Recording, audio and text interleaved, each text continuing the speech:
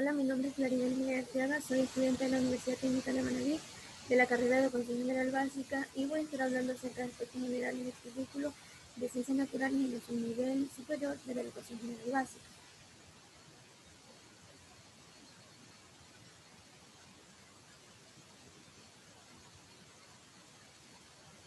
Introducción. Bien, los contenidos científicos o lo que el docente desea enseñar a sus estudiantes en el área de ciencias naturales están sustentados en fenómenos naturales de su contexto. Es decir, que el estudiante va a aprender por medio de la observación de los fenómenos que suceden a su alrededor.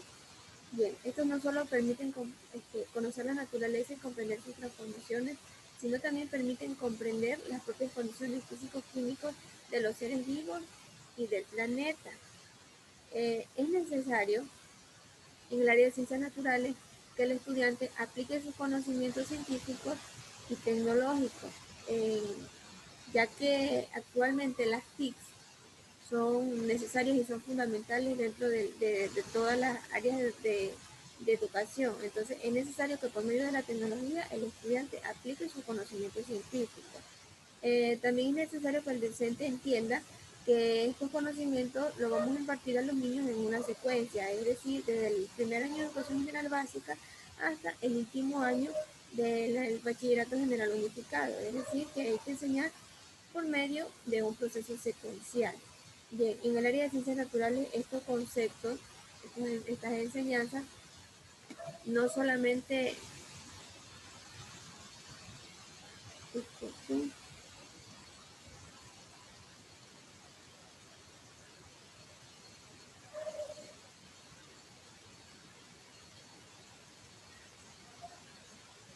estas enseñanzas no solamente le van a servir para tener muchos conocimientos en su estructura cognitiva, sino que van a permitir que los estudiantes desarrollen hábitos de cuidado, hábitos de salud corporal y van asimismo a desarrollar su autoestima.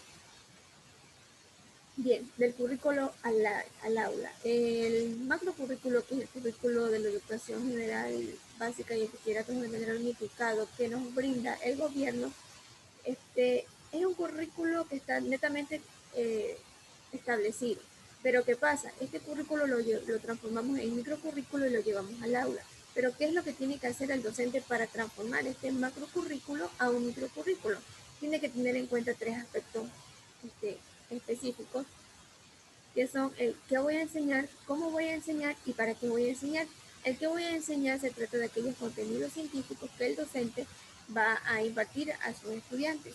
Cómo va a enseñar son aquellas estrategias metodológicas, es decir, los métodos, las técnicas, los recursos, todo lo que va a emplear para mediar entre el nuevo conocimiento y el estudiante. Bien, ¿y para qué voy a enseñar? ¿Qué es el propósito de la clase? Este propósito no solamente tiene que saberlo el docente, sino que es necesario que el docente diariamente le indique a sus estudiantes cuál es el objetivo de la clase. En el Ecuador, como ya lo dije, existe el macrocurrículo, que es el currículo nacional, pero en el Ecuador existen tres subniveles de comprensión curricular, que son el macrocurrículo, el mesocurrículo y el microcurrículo. El macrocurrículo es aquel que es elaborado por docentes, por especialistas de la educación, es aquel que nos brinda el Ministerio de Educación, es el currículo general nacional obligatorio y este es prescriptivo, que quiere decir que este tiene un formato netamente definido. De este macrocurrículo se desprenden el mesocurrículo y el microcurrículo. El mesocurrículo es aquel que lo elaboran las instituciones educativas en base al macrocurrículo. Este es denominado también el currículo institucional. De aquí se desprenden el PCA, que es el proyecto curricular anual, y el PCI, que es el proyecto curricular institucional. Estos currículos son flexibles, ya que son tomados del macrocurrículo. Asimismo, el microcurrículo, que pertenece al tercer nivel de comprensión curricular, es aquel que es elaborado por los docentes, está tomado del macrocurrículo, por ende del mesocurrículo, y elaboramos el microcurrículo, que es la planificación curricular. Es denominado también como planificación de unidad didáctica, planificación por empresa con criterio de desempeño, plan de aula, plan de clase, diseño de lección, y también es netamente flexible, ya que el docente conoce a sus estudiantes del aula y tiene que adaptarlo según sus necesidades. En el área de ciencias naturales, el docente tiene que inculcar en sus estudiantes el deseo por descubrir. Es decir, que ellos quieran aprender más, que ellos quieran conocer más. Pero ¿cómo van a realizar esto? Por medio de la investigación científica. El docente tiene que acompañar a sus estudiantes a realizar investigaciones acerca de los fenómenos que ocurren a su alrededor, y de esta manera el estudiante va a obtener un aprendizaje significativo. Esto va a ayudar también a que los estudiantes desarrollen habilidades cognitivas como cuál, como el pensamiento crítico, el pensamiento creativo, la investigación, el razonamiento, entre otros. Y de esta manera el estudiante no va a quedarse con lo que le dice un docente, con lo que le dice el texto, sino que va a plantear conclusiones reales de los hechos observados.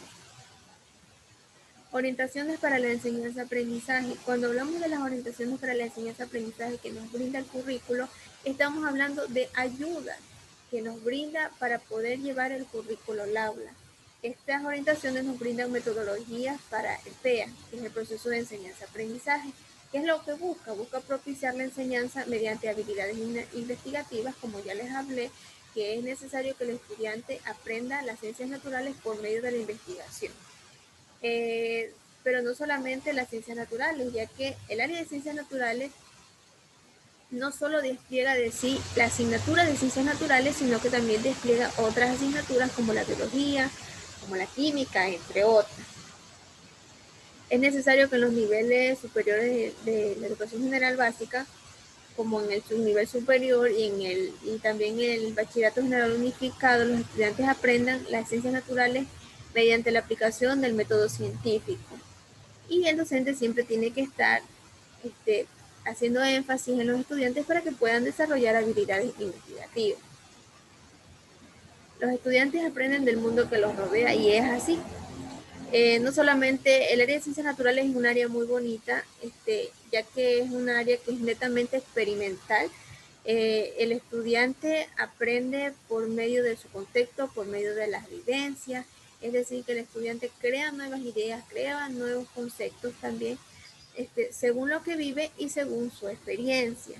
Es necesario que el estudiante experimente, es necesario que el estudiante investigue, es necesario que el estudiante lea, para que así pueda derogar conocimientos previos errados, ya que es normal que tenga conocimientos o que tenga conceptos de manera equivocada.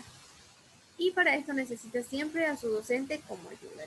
El docente no puede dejar solo a su estudiante, ya que es el mediador. O sea, el estudiante solo no va a poder, no porque no tenga la capacidad, sino que el docente tiene que guiar a su estudiante por medio de diferentes métodos. El aprendizaje y la motivación. Bien, en todas las áreas, incluidas las ciencias naturales, es necesario que el estudiante se encuentre motivado, ya que la motivación eficaz va a crear en el estudiante ese deseo por aprender. Pero no solamente es la motivación, sino que tiene que tener contacto con su entorno. Es decir, que si vamos a aprender un ejemplo acerca de las plantas, es necesario y es muy bonito que el estudiante salga, vaya a un parque, agarre una planta, experimente. Entonces, de esta manera el estudiante va a estar siempre motivado cuando está en contacto con el entorno. Esto va a hacer que el niño desarrolle interés por la materia, va a desarrollar el niño por medio de las experiencias, y es necesario que el docente entienda que cada estudiante es diferente, que cada estudiante aprende de manera distinta y que tiene un ritmo de aprendizaje diferente, no todos aprenden con la misma rapidez. También la ausencia del docente es una de las causas del fracaso en el aprendizaje de los estudiantes, ya que los dejan solos. Entonces es necesario que siempre el docente acompañe a su estudiante durante todo el proceso. La tarea de enseñar ciencias naturales. Bien, las ciencias naturales, como ya lo dije, es un área muy bonita, pero para enseñar esto el docente tiene que recuperar experiencias de sus estudiantes, es decir, siempre tomar en cuenta las experiencias. El método constructivista nos dice esto, que por medio de las experiencias es que nosotros podemos crear nuevos conocimientos, no solamente lo que vamos a aprender, sino que es necesario basarnos en la experiencia, en lo que ya sabemos y en lo que ya vivimos, etcétera. Es necesario también que el estudiante, como ya lo dije, observe hechos reales, es decir, que tenga contacto directo con su entorno. De esta manera, el estudiante va a lograr conceptualización, es decir, va a crear conceptos por medio de la experimentación, por medio de visitar un lugar y por medio de la investigación. También el área de ciencias naturales nos va a enseñar a utilizar lenguaje, es decir, que no solamente queremos que el estudiante aprenda, sino que este manifieste lo aprendido como por medio de informes, mapas mentales, dibujos, tablas, microproyectos, entre otros. La ciencia escolar y la ciencia experta. Bien, estas ciencias se encuentran inmersas dentro de lo que es el área de ciencias naturales. La ciencia escolar nos indica que el estudiante va a aprender por medio de valores y que esto va a desarrollar en él un crecimiento personal. Mientras que la ciencia experta es netamente científica, ya que esta nos indica que el estudiante va a descubrir o va a aprender por medio de la observación y la experimentación de fenómenos y hechos reales. Las ciencias naturales y su aporte a la alfabetización científica. Cuando hablamos de alfabetización científica nos estamos refiriendo a que actualmente es necesario que todas las personas tengan algo de ciencia, conozcan algo de ciencia, que no se queden en un momento en donde están, sino que tienen que conocer lo que son las TICs. Las TIC son los pilares básicos de la sociedad actualmente en lo que es la enseñanza, en el trabajo, en todo lugar vamos a necesitar las TIC, entonces las ciencias naturales nos ayudan a la alfabetización científica, ya que por medio del aprendizaje de las diferentes disciplinas que están dentro de esta área, que son la biología, la física, la química, la geología y la astronomía, es necesaria la utilización de las TIC. Entonces, por medio del aprendizaje de las ciencias naturales, vamos a utilizar las TICs y que nos ayudan a utilizarlas, y es necesario aprender para utilizarlas en otras áreas. Bien, esto es en cuanto al currículo, pero también les voy a estar hablando acerca de una planificación microcurricular.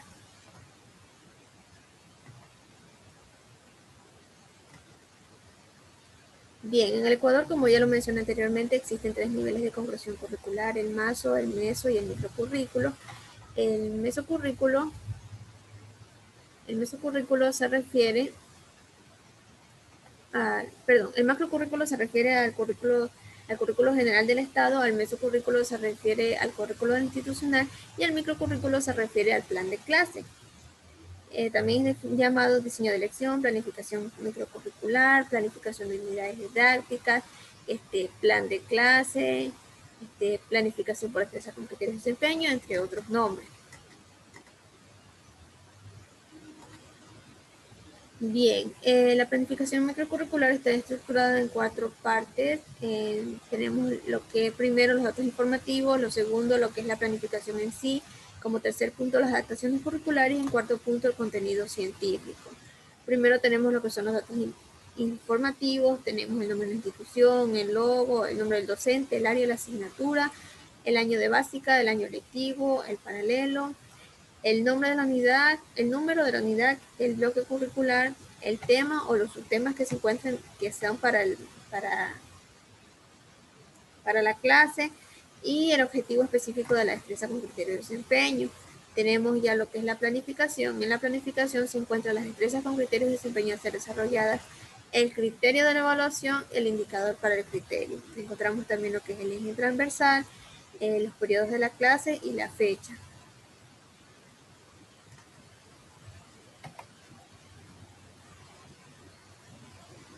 Encontramos lo que son las destrezas con criterio de desempeño, que son habilidades y conocimientos que el estudiante va a ejecutar en el momento de la clase.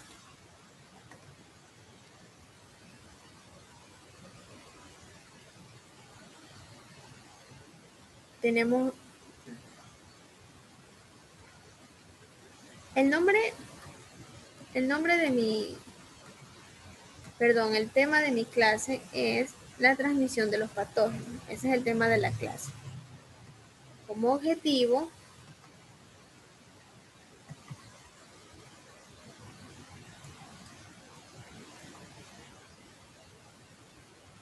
El objetivo fue desagregado, por lo que el código lo ponemos al final entre paréntesis con RF de anteposición para saber que este fue desagregado. El objetivo es identificar las principales relaciones entre el ser humano y organismos patógenos que afectan su salud y la forma de evitar el contagio a través de barreras inmunológicas naturales y artificiales. Ese es el tema de la clase. La destreza con criterio de desempeño a ser desarrollada también fue desagregada. Y tenemos describir la transmisión de organismos patógenos que afectan la salud del ser humano y ejemplificar las medidas preventivas que eviten el contagio y su propagación.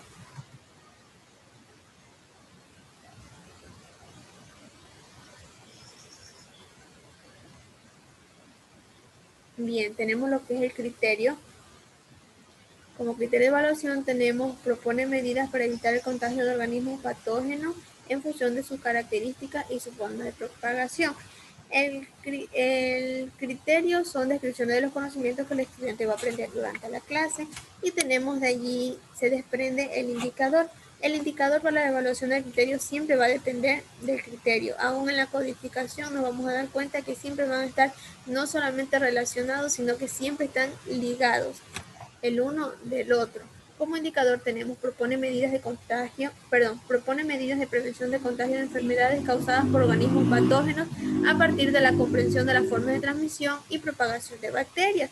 Este también fue desagregado, por lo que lo pusimos al final entre paréntesis y RF como referencia que nos indica que fue desagregado. El eje transversal se lo ubica de acuerdo y según el tema de la clase. Como eje transversal de nuestro tema tenemos el cuidado de la salud y los hábitos de recreación en los estudiantes.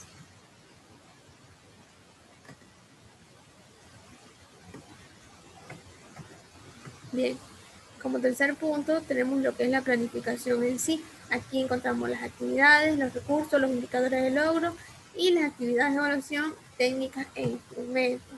¿Cómo vamos a hacer las actividades? Las vamos a realizar conforme al ERCA o al ciclo del aprendizaje, que está conformado en 4 etapas que son la experiencia, la reflexión, la conceptualización y la aplicación. En la experiencia siempre vamos a activar los conocimientos previos y las vivencias que los estudiantes ya conocen. Para iniciar este tema, esta clase, vamos a hacer que los niños emitan el tema de la clase anterior. El tema de la clase anterior fue el sistema inmunhumano. La profesora, muy alegre, muy dinámica, va a comenzar a conversar con los niños y les va a decir: chicos, ustedes recuerdan el tema de la clase anterior, unos recordarán, unos no. Uno va a recordar y va a decir: sí, señorita, el tema de la clase anterior fue el sistema inmune humano. Bien, entonces, sí, la profesora va a decir: sí, ese fue el tema, ¿alguien me puede decir de qué se trató? Entonces los estudiantes van a activar los conocimientos previos, es decir, lo que él ya conoce. Segundo, tenemos lo que es la reflexión. Esta etapa se la hace generalmente por medio de interrogantes. Esta nos va a demostrar, esta se la plantea entre el conocimiento previo y el nuevo conocimiento para que el niño razone.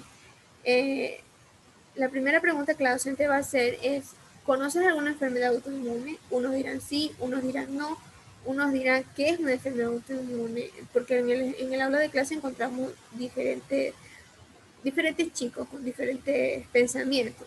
Entonces van a surgir pueden surgir muchas respuestas, como puede que el curso se quede callado y la docente tiene que inculcar a que el estudiante hable. Pero por medio de esta pregunta el niño va a reflexionar. Hablando un poco de esto, entonces en medio del tema la profesora hará otra pregunta, que es: ¿por qué crees que se producen estas enfermedades? Entonces van a surgir diferentes tipos de opiniones.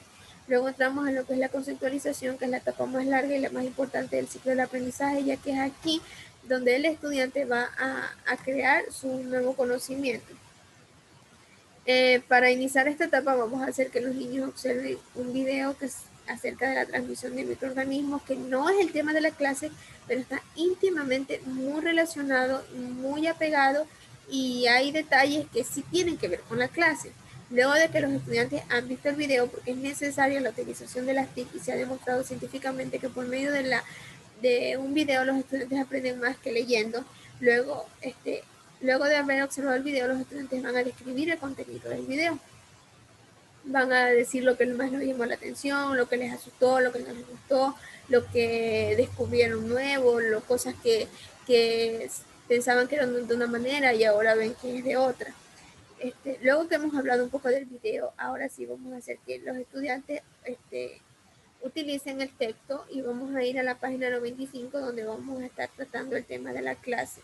Luego de que han leído, vamos a determinar 2 o 3 estudiantes que hablen acerca de, o sea, que comparen de qué trató el video y de qué se trata, o sea, de qué nos dice el texto, qué cosas se parecen y qué cosas no. Entonces, luego vamos a debatir sobre la forma de transmisión de patógenos, que es el tema de la clase. Vamos a hablar acerca de, o sea, crear conceptos de qué son patógenos, cómo se transmiten y cómo evitar su propagación. Bien, ¿cómo vamos a hacer esto? Por medio de la entrevista vamos a delegar a un grupo de estudiantes que entrevisten a 3 o 4 cada uno. Entonces, de esta manera vamos a hablar acerca del tema de la clase de una manera muy divertida, muy dinámica, y de esta manera todos van poniendo atención, se van creando nuevos conceptos, unos dicen una cosa, otros dicen otra cosa, pero todo tiene que ir según el tema de la clase, no podemos salirnos de allí. Luego de esto, como los niños están muy activos, muy dinámicos, vamos a formar grupos de trabajo. Y cuando están en el grupo de trabajo vamos a hacer que los niños elaboren un mapa conceptual sobre la forma de transmisión de los patógenos. O sea, ya hablamos de qué es y cómo se transmite. Pero dentro de este tema también está el cómo evitar que se puedan transmitir. Luego vamos a la última etapa, que es la aplicación, es donde donde el estudiante evidencia los aprendizajes, los conocimientos, lo que ya obtuvo. Vamos a hacerlo por medio de 4 actividades. Como ya dije anteriormente, los estudiantes habían formado grupos de trabajo para hacer un mapa conceptual. Luego de que ellos han elaborado su mapa conceptual, vamos a exponer el trabajo grupal. Grupo por grupo va a exponer su trabajo. Esto es en cuanto a la exposición, pero también vamos a hacer una evaluación individual por medio de un cuestionario que va a estar basado en 3 preguntas, que son en 3 ítems. El primero, vamos a hacer que el estudiante describa qué es un agente patógeno. El segundo, que explique las formas de transmisión de los patógenos. Y el tercero, que elabore una lista de prevención de adquisición de agentes patógenos. Esto es en cuanto al ciclo del aprendizaje. Bien, los recursos son materiales y tecnológicos. Los materiales, tenemos el texto, tenemos papelotes, marcadores, hojas y lapiceros. Y los tecnológicos, que son los TIC, que siempre vamos a tener que utilizarlos, tenemos la computadora y el proyector. Los indicadores de logro, que son aquellos que nos indican como su nombre les dice, indicadores de logro, nos indican qué el estudiante ha logrado, qué ha alcanzado, qué desarrolló durante la clase. Entre estos indicadores tenemos reconoce enfermedades a las que es inmune gracias a las vacunas de prevención de contagio. Tenemos identifica enfermedades autoinmunes mediante el razonamiento y determina las formas de transmisión de agentes patógenos. Estos son los indicadores del logro que el estudiante va a alcanzar durante nuestra clase. Las actividades de evaluación, la técnica del instrumento, que es lo que hablé recientemente acerca de que la primera actividad de lo que es la evaluación, la aplicación, los niños van a realizar una técnica que es la exposición y el instrumento es la ficha de observación. Asimismo, de los otros 3 ítems, que va a ser la prueba escrita individual, la técnica es la prueba escrita y el instrumento es el cuestionario. Bien, en la tercera parte de nuestra planificación microcurricular encontramos lo que son las adaptaciones curriculares. Estas adaptaciones curriculares se las elabora cuando tenemos un niño con NEE, que son las necesidades educativas especiales. El concepto de necesidades educativas especiales fue planteado en la Ley Española de Educación en el año de 1990 y hace referencia a los apoyos y ayudas que el estudiante necesita para aprender. ¿De quién vienen estos apoyos y estas ayudas? Del docente. Bien, las necesidades educativas especiales, por lo general pensamos que cuando un estudiante aprende muy rápido y no es así. No solamente, no es cuando el estudiante aprende de forma lenta o tiene dificultad en el aprendizaje, sino también cuando el estudiante aprende muy rápido, el niño también tiene una necesidad educativa especial.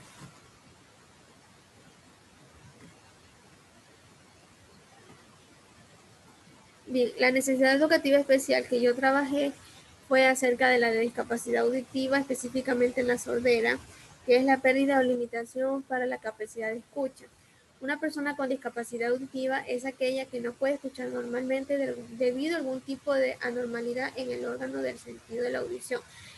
Bien, esta discapacidad, esta necesidad educativa especial, no siempre cuando hablamos de sordera es que no escucha totalmente, sino que tiene cierto grado puede tener cierto grado de audición, puede que a veces escuche, puede que a veces no. No es no trabajé con una sordera total, sino una sordera media y eventual.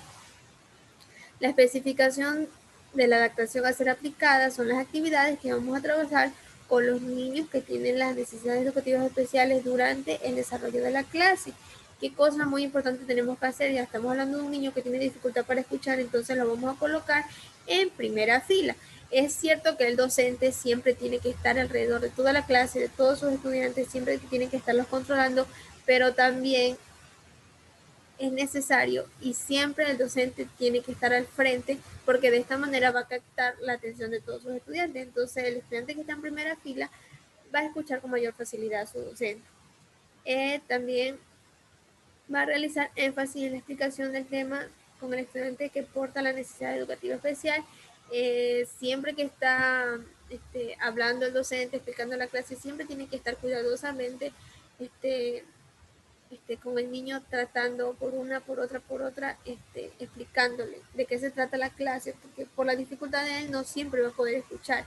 Entonces es necesario que siempre esté ahí para que capte.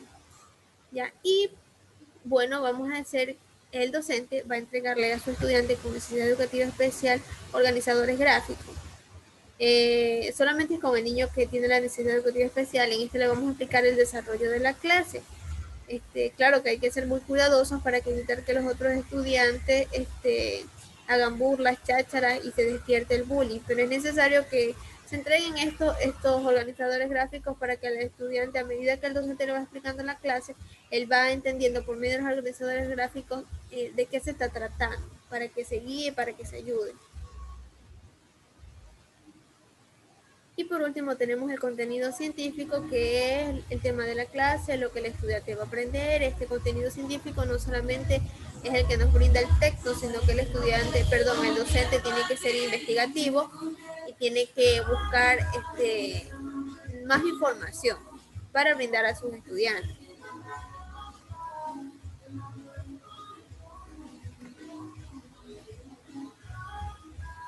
Muchas gracias.